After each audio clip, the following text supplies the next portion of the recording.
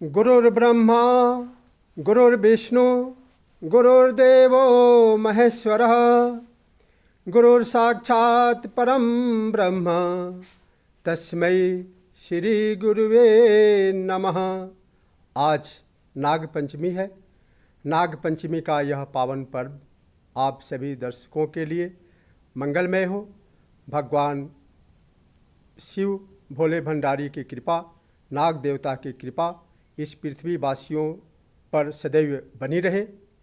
कहते हैं श्रावण मास के शुक्ल पक्ष की पंचमी तिथि नाग पंचमी के नाम से विख्यात है।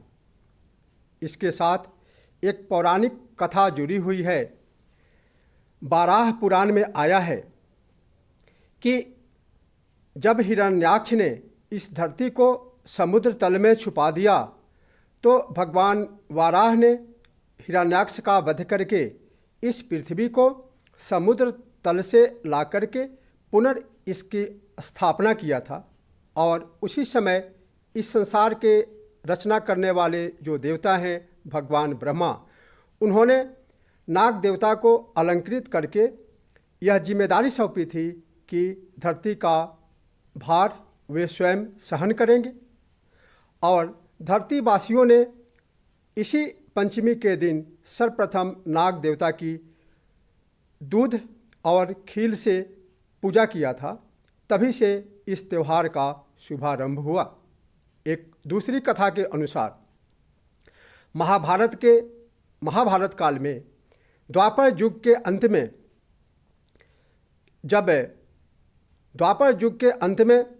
जब युधिष्ठिर के बाद राजा परीक्षित ने राजकार्य संभाला तो कलयुग ने उनके राज्य में दस्तक देना शुरू कर दिया। कलयुग के बार बार अनुनय विनय करने पर राजा परीक्षित ने उन्हें 4 स्थान सौंप दिया कलयुग के निवास के लिए। पहला स्थान जहाँ पर लोग मदिरा पान करते हैं, दूसरा स्थान जहाँ वेश्यागमन के लिए लोग जाते हैं, तीसरा स्थान जहाँ लोग दूत क्रीड़ा करते हैं, जुआ खेलते हैं, साटेबाजी करते हैं, और चौथा स्थान सुवर्ण में स्थान देते ही राजा परीक्षित के मुकुट में सुवर्ण का स्थान था, सुवर्ण का उनका मुकुट था। इसीलिए जो कलयुग है वह उनके सर पे सवार हो गया और राजा के मन में आया चलो आखेट के लिए चलते हैं। और आखेट में जाते जाते वे जब थक गए तो निकट एक ऋषि के आश्रम को देखा और वहाँ जल ग्रहण की इच्छा से गए। वहाँ देखा कि एक ऋषि महात्मा अपने ध्यान में मग्न है, लेकिन कलयुग के प्रभाव के कारण उनके मन में ऐसा लगा कि देखो मैं इसके राजा आया हूँ और मुझे देख करके यह आँख छुपा रहा है, आँख बंद करके बैठा है, यह हमारा जल सेवा भी नहीं कर सकता। इसीलिए वहाँ पे पड़े हुए तक्षक को, मृत सर्प को उनके गले में डाल दिया। उनके शिष्यों ने देखा कि हमारे गुरु का अपमान जिस राजा ने किया है वह आज से 7वें दिन, उन्होंने साप दिया उनके शिष्यों ने कि आज के 7वें दिन यही मृत सर्प जिंदा होकर के उस व्यक्ति को काटेगा। कहा गया है वृथा न हो ही देव ऋषि वाणी, देवताओं की और ऋषियों की बोला हुआ वचन कभी व्यर्थ नहीं जाता। इसीलिए राजा परीक्षित के बाद उनके पुत्र जन्मेजय ने राजकार्य संभाला और उन्होंने देखा कि जिस सर्प के कारण हमारे पिता की मृत्यु हुई है, इसलिए हम इस धरती से सर्प जाति का नामो निशान ही मिटा देंगे। इसीलिए उन्होंने विद्वानों को बुलाकर सर्पेष्टि यज्ञ करना आरंभ किया। सर्पेष्टि यज्ञ के प्रभाव से कहते हैं मननात् इति मंत्रः, मनन करने से, चिंतन करने से मंत्र की सिद्धि होती है। और उस सर्पेष्टि यज्ञ के मंत्र के प्रभाव से सारे सर्प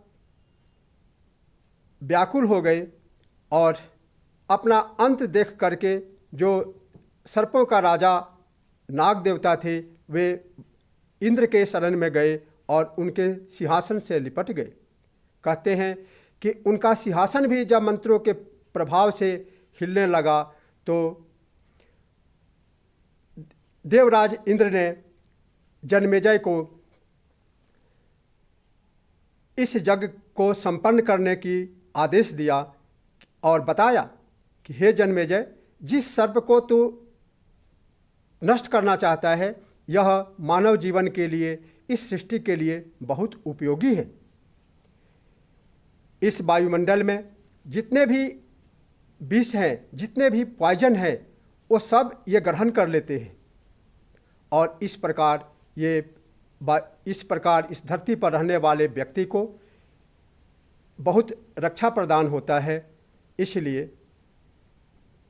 तुम अपना यज्ञ संपन्न करो। इस कथा से हमें यह शिक्षा लेनी चाहिए कि इंद्र के बल से, मंत्र के बल से इंद्र की आसन हिला देते थे, जो यह वही मंत्र है। हमारी सभ्यता, हमारी संस्कृति कितनी महान है, जहाँ के तपस्या के बल पर, वहाँ मंत्र के वाइब्रेशन से जब इंद्र का आसन हिल सकता है।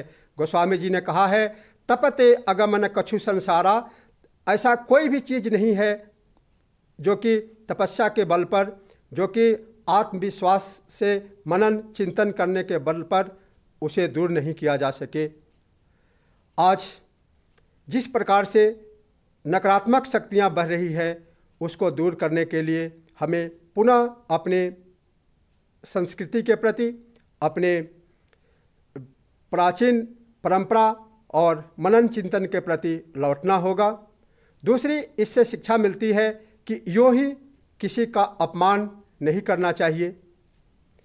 तीसरी, इससे हमें यह शिक्षा लेना है कि इस सृष्टि में कोई भी चीज़ व्यर्थ नहीं है। ईशा उपनिषद में कहा गया है, ईशावास्यमिदं सर्वं यत् किंचित जगत्याम जगत तत् त्यक्ते न भुंजिता।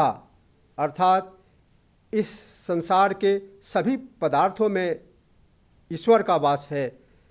इसलिए मनुष्य को त्यागपूर्वक अपना जीवन अपनाना चाहिए। इन्हीं शब्दों के साथ जय हिंद, जय भारत।